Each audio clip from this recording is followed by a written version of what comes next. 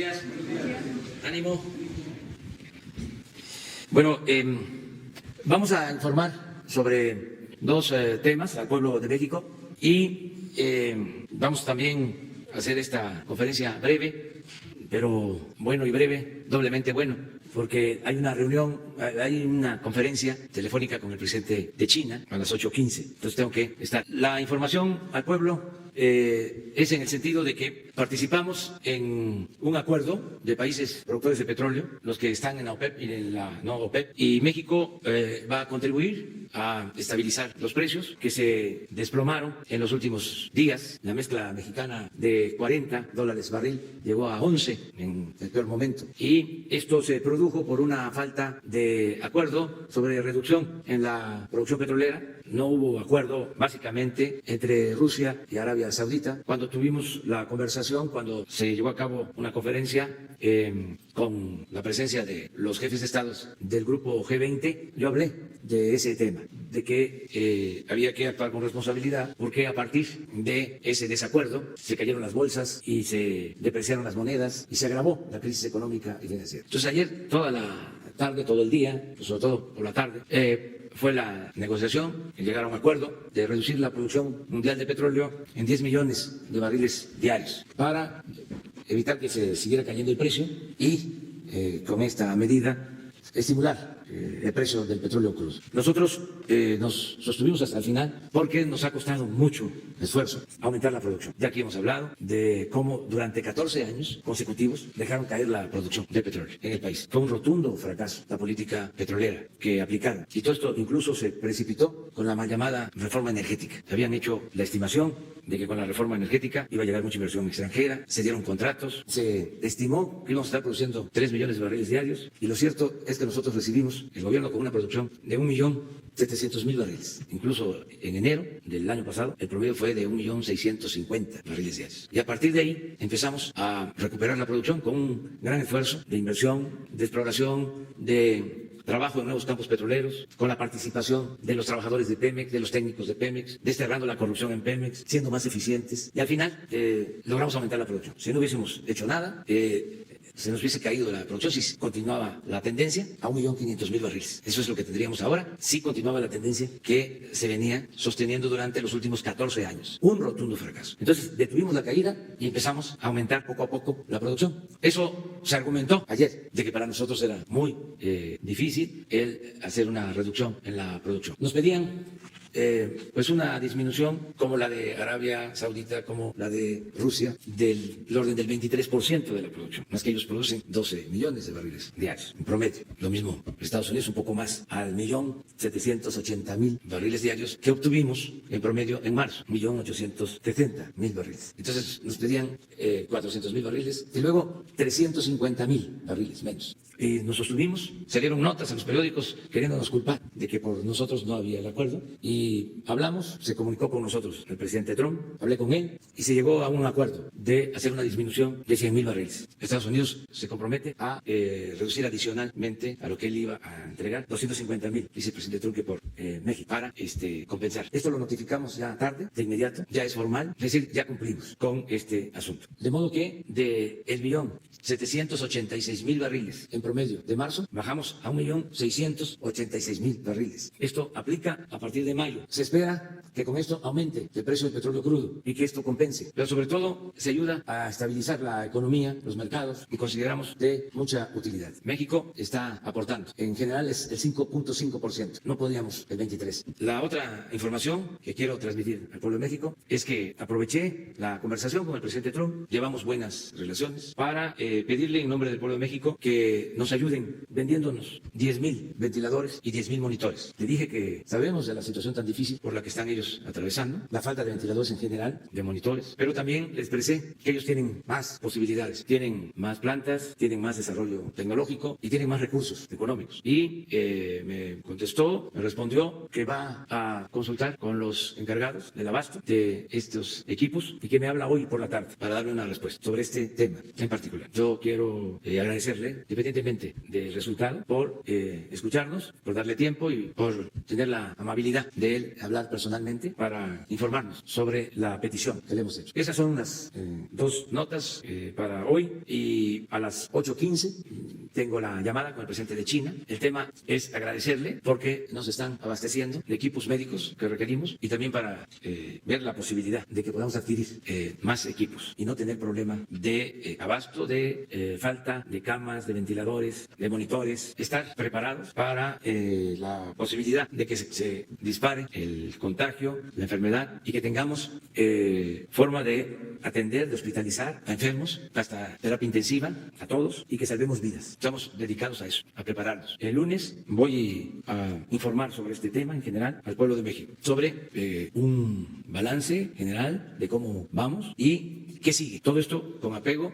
a los análisis, proyecciones de los especialistas, de los técnicos, médicos, científicos que nos están ayudando. Pero el lunes vamos a hacer un informe general. Aprovecho para pedirle a los dueños concesionarios de medios de comunicación que siempre nos han apoyado para que el lunes puedan transmitir el mensaje a toda la nación. Esto es utilizar las redes sociales, la radio, la televisión, la prensa escrita para informar a todos. Esto va a ser en la mañana, a esta hora, y ya termino pues diciéndoles que pues es hoy un día especial de guardar para los cristianos, católicos o de otras denominaciones, porque hoy fue la muerte, el sacrificio de Jesús Cristo, que luchó por la justicia, luchó por los pobres, y por eso lo sacrificaron los poderosos de ese entonces, que lo espiaban, lo seguían. Todo esto está en los evangelios, y lo crucificaron. Y por casualidad, hoy también se conmemora un aniversario más del asesinato de Emiliano Zapata, líder campesino, íntegro, honesto, leal al pueblo. Vamos a tener una ceremonia para recordar a Emiliano Zapata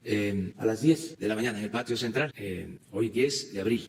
Lo asesinan el 10 de abril de 1919 en Chinameca. Es víctima de una traición de Guajardo, pero ordenada por los de arriba. Pero eso ya es otra cosa. El papel de Pablo González y el papel de Álvaro Obregón y de Venustiano Carranza. Nosotros vamos hoy a recordar a Emiliano Zapata. Entonces, si les parece, porque tuve que salir de aquí puntual, 3 preguntas breves, si les parece, 3 de hombres y 3 de mujeres.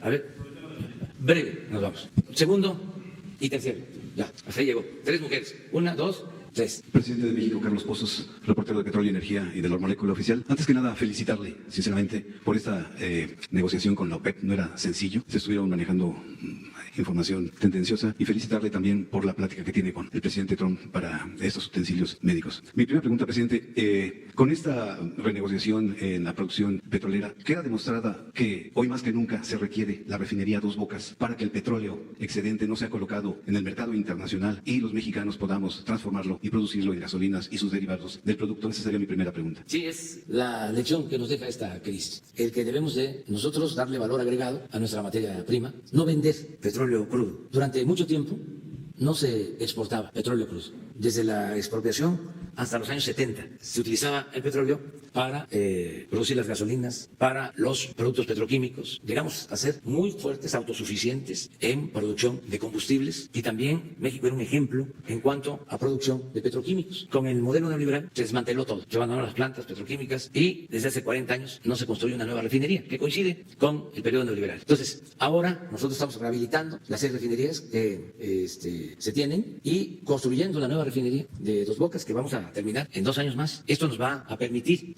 poder procesar prácticamente todo nuestro petróleo crudo en México, darle valor agregado a nuestra materia prima, mantener buenos precios de los combustibles, dar empleos en el país, impulsar el mercado interno. Ese es el plan. Y vamos pues hacia arriba en la producción. Ahí están los datos que se pueden revisar. Pero ahora, por esta circunstancia especial, por esta crisis mundial, vamos a cumplir con nuestro compromiso de disminuir la producción. Pero esto va a ser temporal, y vamos a seguir extrayendo petróleo, cuidando también nuestras reservas, porque se ha aumentado la producción y se han incrementado las reservas en México en el tiempo que llevamos, y buscando también la generación de opciones con energías alternativas, no apostar todo al petróleo, que es un bien, que es un producto no renovable y que tenemos que dejar para las nuevas generaciones. Pero vamos a seguir con la política de refinar en México. Mi segunda pregunta, señor presidente. presidente, antes de ella, quiero comentarle que el segundo llamado a la tregua a esos voceros de la mentira y de los medios decadentes no ha hecho efecto. Dicen que usted está tratando de limitar la libertad de expresión y que nunca han tenido el plan de atacar a su gobierno. Es en el caso del señor Lodo, como lo conocen, el señor Teacher. Él asegura que no está en contra de su gobierno, pero que él seguirá ejerciendo su papel. Es un pequeño comentario. Y mi segunda pregunta, señor presidente, es en el sentido de que quiero proponerle, si es posible, que se generen bancos de alimentos. Bancos de alimentos, solicitarle a las cadenas comerciales, a la ciudadanía, que se viene la fase 3 de este coronavirus y pudiéramos, para esa gente que tiene una despensa de una semana o al día, de manera ordenada, pedirle que los alimentos que están ya en proceso o próximos a caducación o perecederos que están a punto de echarse, se juntaran y generar ese banco de alimentos y se pudiera dar despensas a los más pobres que pues, no tienen empleo y que requieren de alimentación. Esa es mi sugerencia. Y la otra sugerencia es que si habría la posibilidad de poner un túnel sanitizador al acceso de las conferencias de Palacio para que pues todos estuviéramos bien y traer la posibilidad de este coronavirus. Esas serían dos propuestas, sí. ¿Sería posible? Y ahora sí, mis preguntas es sobre el fondo capitalizable. Presidente, usted conoce del fondo de capitalizable, que es un ahorro que dan los trabajadores, los empresarios, el gobierno y el mismo trabajador. Estamos hablando en este caso de los trabajadores al servicio del Estado. Suman aproximadamente 3 millones. Ya hicieron sus aportaciones, pero ellos esperan regresar a tener sus recursos en agosto, que es cuando se les estaba dando. En este mejor manejo de los dineros, ellos se tiene planeado que se haga transferencia de dinero y se les dé, o hay que aportar por parte de ellos a la causa, presidente. Esa es mi pregunta. Sí, vamos sobre tu pregunta, a que nos informe el director del ISSSTE, que nos diga qué se va a hacer. Hay dos acciones en el caso del ISSSTE. Desde luego, vamos a levantar el ISSSTE de la ruina, porque es de los servicios más descuidados. Nos dejaron una situación muy lamentable. Se atiende muy mal en el ISSSTE a los trabajadores al servicio del Estado. Pero ya tenemos un plan, también aprovecho para informarlo, independientemente del coronavirus, ya estamos trabajando en eso, que va a consistir en destinar más recursos para mejorar el estado de las clínicas y que no falten medicamentos, que se mejoren los equipos y que haya médicos especializados. Eso es un compromiso, el de mejorar los sistemas de salud del ISSSTE. También se decidió distribuir este año alrededor de 36,000 millones de pesos en créditos que se van a ir descontando de la nómina a los trabajadores. 36,000 millones, calculamos que va a beneficiar a más de 600,000 trabajadores al servicio del Estado. Eso ya lo vamos a implementar. Y acerca de tu pregunta sobre este fondo en particular, capitalizable, le vamos a pedir al coordinador de Comunicación Social que nos ayude con el director del ISSSTE para informar cómo está esta situación. Muy bien, seguimos. Buenos días. Juan Hernández de Periódico Basta y Grupo Cantón. A raíz precisamente de este recorte de la producción petrolera, ¿ustedes cómo van a apretarse más el cinturón? ¿Cómo van a hacer las nuevas medidas precisamente para blindar la economía? Y lo más importante, que eso no sea el inicio de un calvario para los mexicanos. Y lo segundo, ¿cómo va a ser su programa de trabajo ahorita, a partir del lunes, con esas nuevas disposiciones precisamente para la protección y con prácticamente el inicio de la fase 3 por el coronavirus? Gracias. Sí, vamos a ver el balance de la medida, porque si aumenta el precio, estamos hablando de una reducción de 10 millones de barriles diarios. Entonces, esto puede llevar a un aumento en el precio y puede significar también ayudar a que se fortalezcan las monedas y con esto, desde luego, el peso, que por cierto, esta semana nos fue bien. Se pronosticó a la ligera. Ojalá y lo puedan ustedes constatar. Di mi informe el domingo en la tarde y de inmediato, sin ningún elemento, ninguna base técnica, sin conocer incluso el comportamiento de mercados, de cuándo abren los mercados en Asia, cuándo abren los mercados en Europa, los efectos cuando se abren los mercados ahí, lo que pasa cuando se abren los mercados en América, en México en particular. Pues hubo un periódico y varios que dijeron que a partir de mi mensaje se había depreciado más el peso. Ahí se los dejo de tarea, que se había ido a más de 25 pesos por dólar. Pues quiero decirles que el lunes, desde temprano, empezó a fortalecerse el peso y que la semana la estamos terminando con pues una ganancia. Se fortaleció nuestra moneda, pero me llamó la atención, ya ni digo qué periódicos son, ni qué medios, pero luego la realidad los desmiente. Pero es esa ansia de hacer juicios sin sustento, todo por el coraje, por la aversión a todo lo que significa nuestro gobierno, ¿no? Entonces, la semana se apreció el peso, o sea, fue buena semana. Desde luego, seguimos padeciendo la crisis, pero ahí vamos, hacia adelante. Lo del lunes, vamos a esperar a que tengamos ya todos los elementos y ya les informamos el lunes. Vamos a dar una información amplia. Ya sé que eres buen periodista y que me quieres sopear, pero vamos a esperar. Muy bien, segundo, quedamos. Gracias, presidente. Buenos días. Esteban Durán, Grupo México Publica Diario y Jalisco Publica Diario. En días pasados, autoridades del Instituto Mexicano del Seguro Social dieron a conocer sobre la compraventa, más bien la compra de 2.500 ventiladores por un total de $93 millones.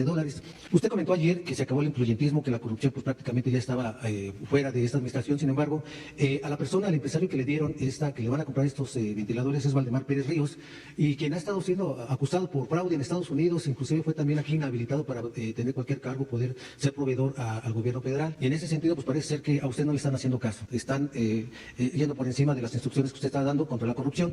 Otra queja que ha habido también es por parte de los mismos trabajadores del Seguro Social, de enfermeros, de médicos, quienes constantemente han estado manifestando su inconformidad porque no les han dado las herramientas necesarias, los aditamentos para que ellos puedan poder atender a las personas infectadas del COVID-19. Inclusive en un recorrido que se hizo por las instalaciones, principalmente del Centro Médico Siglo XXI, pues ahí se ven en los lockers pues completamente desasiados, hay basura, hay un foco de infección, y siendo que estos centros hospitalarios pues deben de tener las medidas higiénicas por la situación por la que estamos atravesando. Esa es una de las quejas muy recurrentes de los médicos, de las enfermeras, etcétera. Y en otro tema, presidente, usted sabe muy bien que Boris Johnson, el primer ministro de Inglaterra, estuvo infectado de este virus. Afortunadamente está saliendo de esta situación. Usted en ese sentido, ¿qué es lo que está haciendo? ¿Hay un monitoreo constante en su salud para evitar que corra usted este riesgo, dado también las circunstancias por las que está atravesando el país, y que usted está constantemente para arriba y para abajo en contacto con mucha gente? ¿Hay constantemente revisiones de salud, presidente? Porque lo que menos quiere México es que usted pues tenga esta situación que esté en peligro. Gracias. Sí, vamos a ver lo de los ventiladores. Se me hace raro porque no hemos hecho una compra así de 2.000 ventiladores. La compra más importante es la que se hizo en China. ¿Cuántos ventiladores aproximadamente? Primero fueron 300. Entonces, pero de todas maneras lo vamos a revisar. Le vamos a pedir al director del Seguro Social que nos 2.500 ventiladores. O sea, yo estaría contento, porque un problema que tenemos es lo de los ventiladores, que el lunes vamos a informar sobre todos los equipos que tenemos, toda la disponibilidad de recursos, pero lo analizamos, lo revisamos. Y también acerca del Centro Médico Siglo XXI, pues me acaban de decir ahora que hoy en la Junta, ahí se están formando médicos para enfrentar la epidemia, médicos generales, médicos con otras especialidades que nos están ayudando y que quieren participar, se les está contratando para que trabajen, y no solo temporalmente, porque nos hace falta médicos, nos hace falta especialistas, y aprovecho para seguir llamándolos a que sigan acudiendo. Ya llevamos como 8.000 que han asistido, entre médicos generales y especialistas, y se están formando. Bueno, me decían hoy que en el auditorio del Centro Médico están llevando a cabo estos cursos de formación, y que abajo hay un centro de preparación, de capacitación que se está utilizando, que es de lo mejor del mundo, o sea, que está a la altura de los mejores centros de formación del mundo, que es donde están llevando a cabo las pruebas, las prácticas para médicos generales que puedan convertirse en internistas, en los que se ocupen de la terapia intensiva, que es una especialidad que no tenemos muchos expertos. Entonces me están diciendo eso, pero de todas maneras ya lo expresaste, esto nos lleva a atenderlo, ¿no? Y a que seamos cada vez pues, más eficientes, que estemos todos atendiendo las demandas, ¿no? Que estemos como servidores públicos, y agradecerles por lo que hacen ustedes, ¿no? Acerca de mi salud, estoy bien, no tengo ningún problema, ya saben ustedes, soy hipertenso, pero me tomo mis pastillas, lo que el médico me indica, constantemente me estoy tomando la presión, estoy bien, traigo presión como de joven, no tengo problema, y estoy bien de salud, y pues me cuido. Lo que nos están recomendando a todos no es un cuidado especial, porque si no, pues no podría yo trabajar, tengo que tener reuniones, estamos teniendo reuniones diarias, a veces 2 reuniones al día por lo del coronavirus, haciendo recuentos de cómo estamos, proyecciones, atendiendo todo. Y ayer, por ejemplo, además de esas reuniones, pues estuvimos pendientes de este asunto del petróleo y de otros temas. Y hoy va a ser lo mismo, porque ya vamos a estar en la llamada, y tengo otras reuniones a las 12, preparándolo los créditos, que iniciando ya la etapa nueva, que yo espero que sea pronto, empecemos a la reactivación de la economía, y estamos organizando cómo vamos a seleccionar a los beneficiarios de los créditos y cómo se va a distribuir. A eso me voy a dedicar hoy, tengo una reunión a las 12, y luego en la noche, a las 8, tenemos otra reunión de salud. De modo que estoy trabajando, estoy bien de salud. Vamos con una compañera. Buenos días, señor presidente. Berenice Telles, del Diario Nacional 1+1. Y justamente quería preguntarle el tema de los microcréditos para los pequeños empresarios y las personas que se dedican al comercio informal. Hay un poco de inquietud con respecto a este tema. Y también preguntarle sobre nuestros connacionales. Hay 108 personas que murieron en Estados Unidos, y pues la principal demanda es que hay algunos que tienen que trabajar, no cuentan con servicios de salud allá. Entonces, ¿hay alguna política del gobierno mexicano para apoyarlos a ellos? Ya se explicó la vez pasada, pero lo vamos a hacer, ¿sí? Marcelo va a venir con ustedes. 108.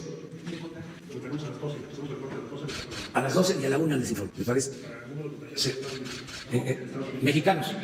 Sí.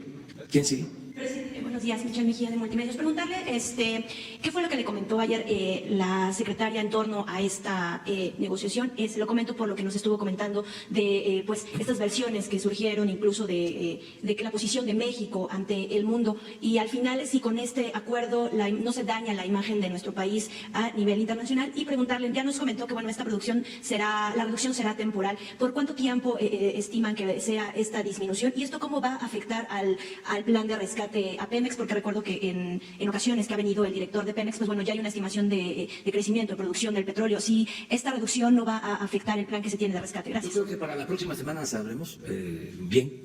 Lo que sí puedo comentarle es de que nos sostuvimos hasta el final por las razones que ya expresé.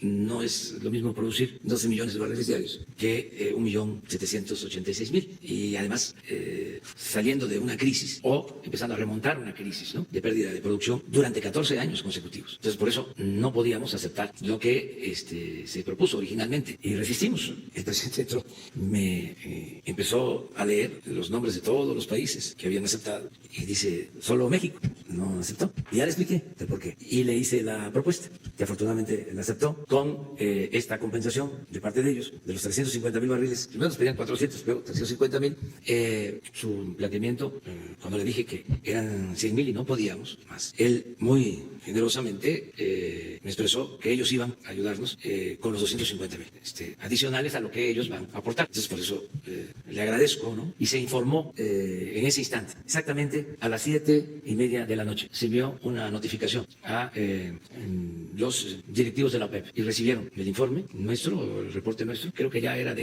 medianoche o de madrugada, pero ya tuvo conocimiento la OPEP, ya hay esta información, ¿sí? Ya ellos ya saben, de modo que contribuimos y se atendió el asunto. ¿Cómo nos va a afectar? Podemos dejarlo para la semana próxima. Yo siento que no nos va a afectar, o sea, ese es mi pronóstico, que nos va a afectar y que ayudamos, ¿sí? Más que no podíamos a la primera decir sí, a ver, imagínense, 400.000 barriles menos. Cuando nos entregaron el gobierno, en los últimos meses del gobierno anterior, ya estaban importando petróleo, lo que no había sucedido en años. Nosotros no podíamos regresar a eso, no podemos regresar a eso. Entonces pensamos que fue un buen acuerdo y luego lo tenemos que detallar. Tenemos que ver también cómo se van a comportar los precios, porque también esto influye en el precio de las gasolinas. Vamos a esperar. Siento que fue bueno el acuerdo y que nosotros vamos a apoyar a la economía popular. Primero, el bienestar del pueblo, después el bienestar del pueblo y al final, y siempre, el bienestar del pueblo. Bueno, nos quedamos para mañana contigo, porque si no ya no llego. Muchas gracias. Perdón. Sí, el lunes. Es que si no llego, quiero ser puntual. Sí, el lunes.